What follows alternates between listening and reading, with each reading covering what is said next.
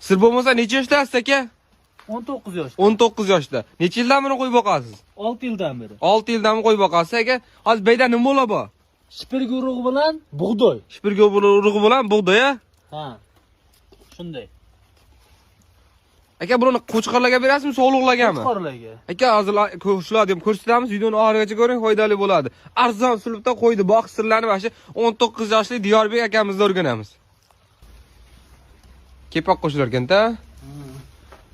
Bir kasadan bir tog'oraga necha kasada? 5 kasadan. 5 kasadan, a?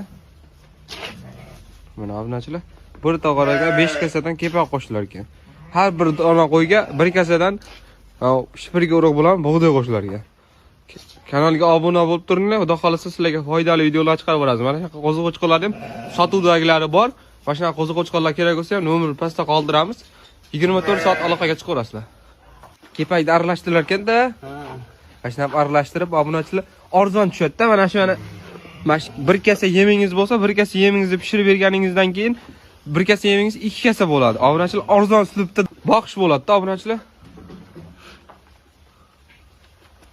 Mana aralashtirib chiqarlar ekan.